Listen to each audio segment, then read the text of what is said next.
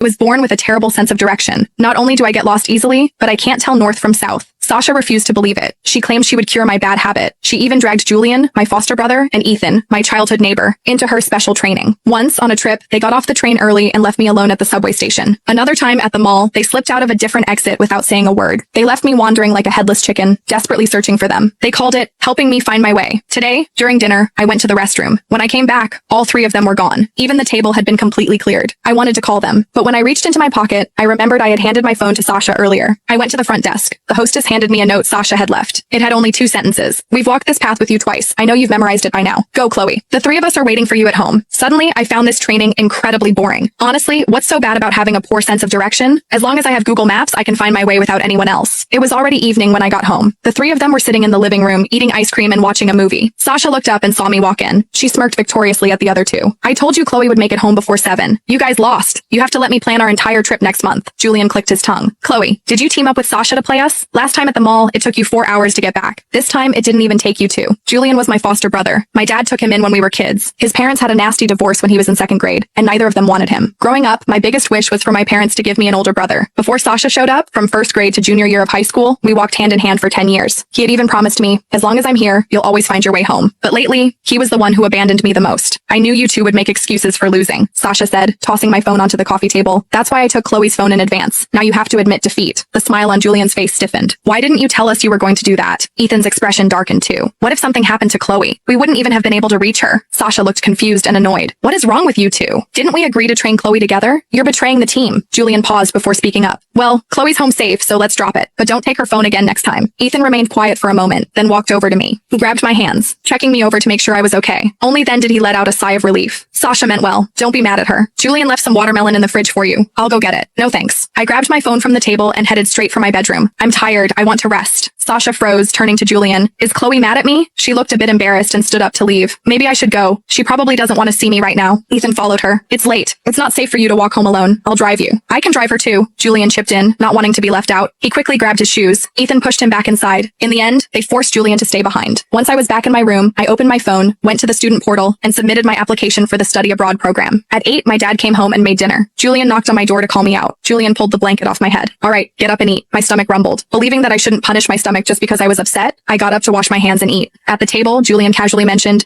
a new amusement park just opened in town. It has a massive Ferris wheel. Sasha invited us to go tomorrow. I was about to decline when my dad spoke up. My coworkers were talking about that place. You should go, Chloe. I remember how much you loved Ferris wheels when you saw them on TV as a kid. It's a shame we never had one nearby. I was always too busy with work to take you out of town. Since my dad put it that way, I swallowed my refusal. After dinner, our group chat was